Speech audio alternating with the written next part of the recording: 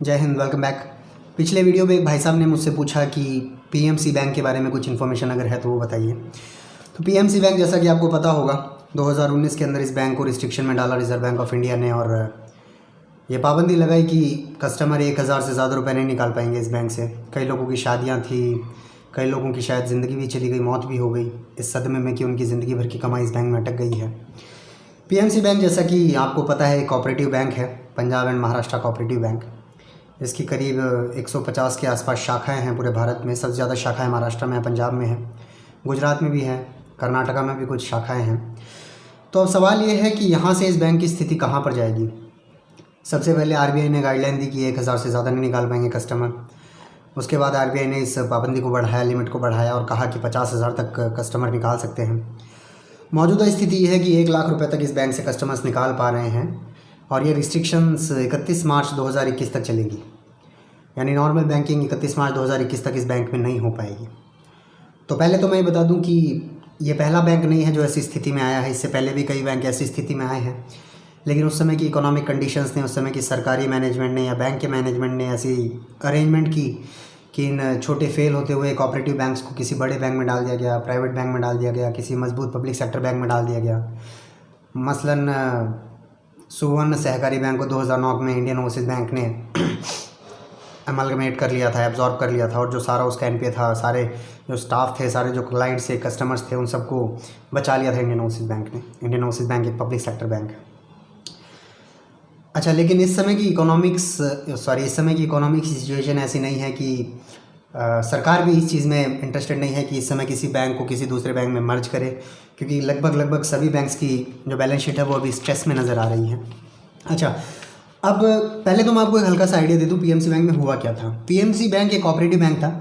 इसमें करीब business mix 12,500 crore का रहा। 12,500 करोड़ में से करीब 8,500 करोड़ के आसपास इसकी लोन प्रोफाइल है, एडवांसेस प्रोफाइल है, बाकी का डिपॉजिट है। और जनरली जब कोई बैंक किसी को लोन देता है तो आरबीआई का गाइडलाइन होता है, सरकार का गाइडलाइन होता है कि आप एक पर्टिकुलर सेगमेंट को, एक पर्टिकुलर सेक्टर को एक लिमिट से ज़्यादा लोन नहीं दे सकते। मसलन इंफ्रास्ट्रक्चर सेक्टर है तो आप उसको 18% अपनी टोटल लोन की शीट में से 20% से ज़्यादा उसको नहीं दे सकते। एग्रीकल्चर है, उसमें आप 18% मिनिमम दोगे, लेकिन 40% से ज़्यादा नहीं दे सकते।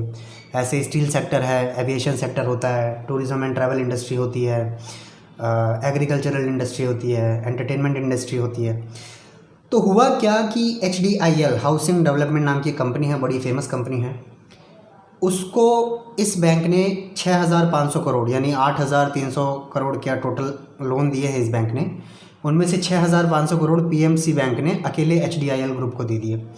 अच्छा, जब बैंक होते हैं तो हर साल ऑडिट होती है, आरबीआई की कम टीम्स आती हैं, इंडिपेंडेंट ऑडिटर्स होते हैं। उन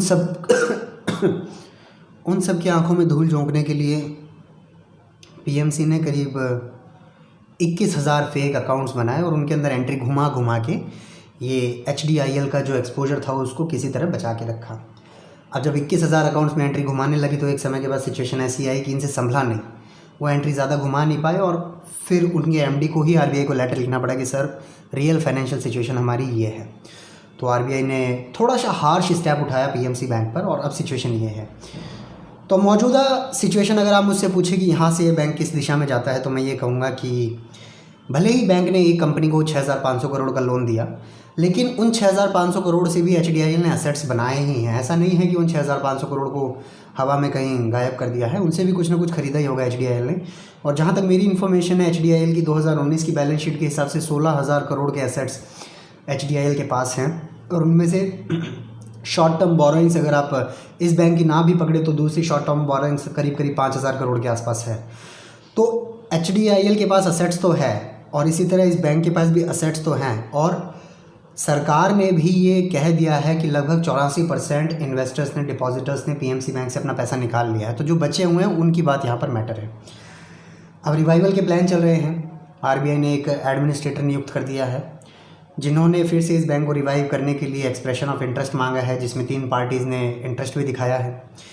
अब उम्मीद पे दुनिया कायम है। अब उम्मीद यही है कि ये बैंक को रिवाइव हो जाएगा, लेकिन सबसे बड़ी प्रॉब्लम जो ये है वो ये है कि इस समय बैंक की नेटवर्थ है 5,000 करोड़ नेगेटिव। यानी अगर इन्वेस्टर्स आते हैं तो उनको कम से कम ये 5,000 करोड़ तो एक तरह से इन्वेस्ट करना ही होगा इस बैंक में, और फिर उसके बाद जब प्रॉफिट होगा तो आने वाले समय में वो 5,000 करोड़ रिकवर हो पाएंगे। अदर देन दैट, इसके बाद अगर एक कमर्शियल बैंक चल रहा है तो उसको बेसल नॉर्म्स के हिसाब से CAR मेंटेन करना ही पड़ेगा। CRAR कैपिटल एडिकेसी रेशियो कम से कम 9% उसको मेंटेन करना पड़ेगा, उसके लिए भी कैपिटल चाहिए। तो देखिए, मामला मुश्किल है, रास्ता मुश्किल है, लेकिन उम्मीद पर दुनिया कायम है।